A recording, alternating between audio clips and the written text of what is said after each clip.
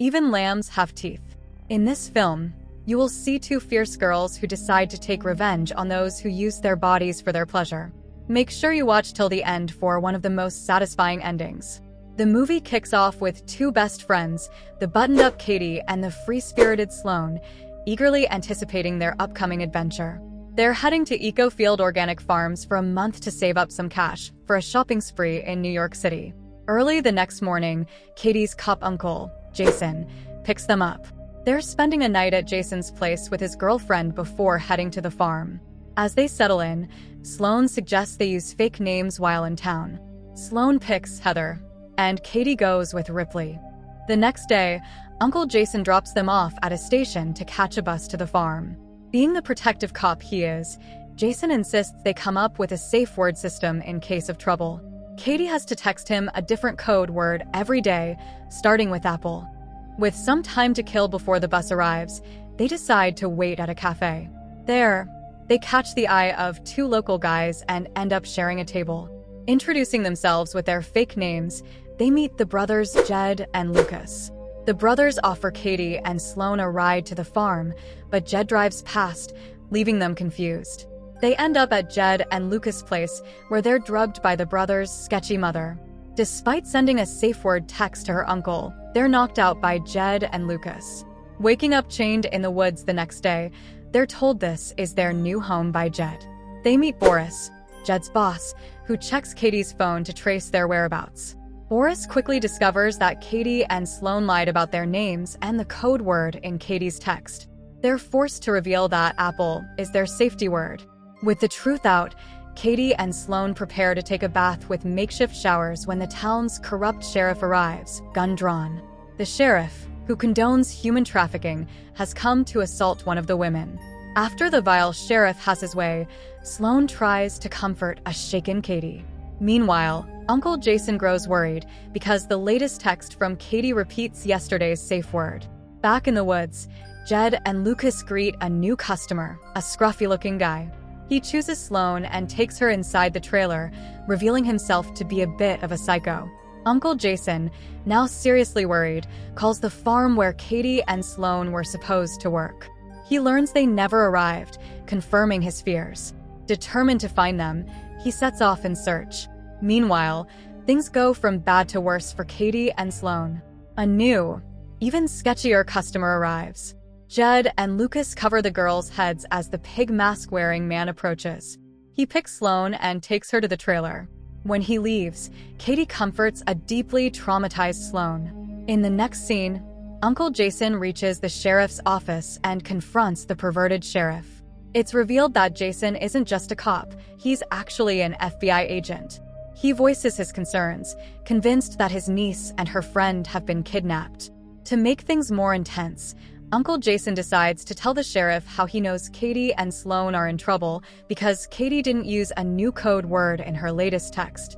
Back in the woods, the sheriff tips off the kidnappers about Uncle Jason being an FBI agent and Katie lying about the safe word. Fearing FBI interference in their human trafficking operation, Boris orders Jed to kill both women and dispose of their bodies. Unbeknownst to them, Katie overhears the entire conversation. Meanwhile, Uncle Jason visits the cafe where he last saw Katie and Sloane. He questions the barista, who clearly remembers the blue truck the girls left in. The next day, Katie tells Sloane that the kidnappers plan to kill them. Soon after, the kidnappers arrive with the scruffy guy, leaving him to watch over them. Katie seizes the opportunity, seducing him and then brutally ripping his throat with her teeth. The women free themselves from their chains. Not long after, the sheriff arrives, likely to kill them. But before he can act, Katie and Sloane steal his car and drive back to town. They hit up a hardware store to gear up for some serious payback. They ask the cashier about Boris, the man with the blue truck, and he tells them where Boris lives. Meanwhile, Uncle Jason continues his investigation at the town's car insurance office.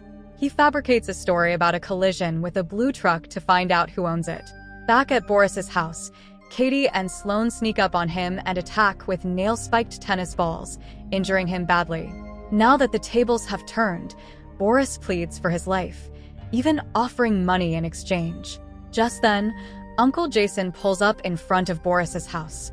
Inside, Katie and Sloane question Boris about the identity of the man with the pig mask. When he refuses to talk, they use a makeshift spear to fatally wound him. By the time Uncle Jason enters, Katie and Sloane have already left, leaving him to find a dying Boris. Jason hears car engines roaring and rushes outside to see Katie and Sloane driving away. He quickly takes the dying Boris to the hospital. In the next scene, the sheriff informs Uncle Jason that Boris didn't make it. Growing increasingly worried, Jason tries calling Katie's phone, but then, sure. Here's a more engaging and streamlined version of the next part of your script.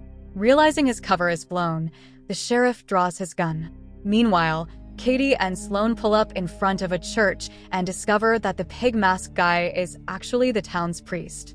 Sloane confronts her rapist inside the church, and with Katie's help, they take him down. As they drive away, the two best friends seem content and carefree. But when they stop and step out of the car, it's revealed that the priest is chained behind the truck. For their final blow, they pour gasoline on him and set him on fire before driving off. While Katie and Sloane are thriving, Uncle Jason is now held captive by the sheriff, who has also captured two new young women. Luckily, Katie and Sloane arrive just in time.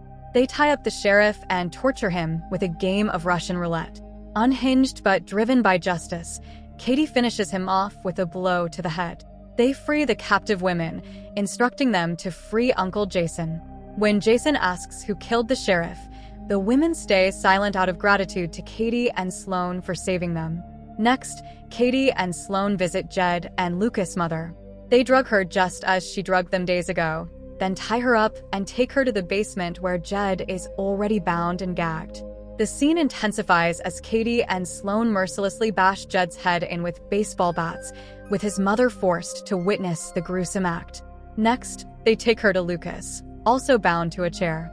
Instead of delivering the fatal blow themselves, they force Lucas to beat his own mother with a bat. When he hesitates, they shoot him dead, staging it to look like a suicide to pin all the murders on him. Desperate, the mother offers them money to spare her life. But Katie, fueled by vengeance, grabs a lawnmower and brutally ends her life with it. In the following scene, Uncle Jason arrives at Katie's house. Time has passed, and he picks up Katie and Sloane. They're dropped off at the airport, brimming with excitement as they head to New York City.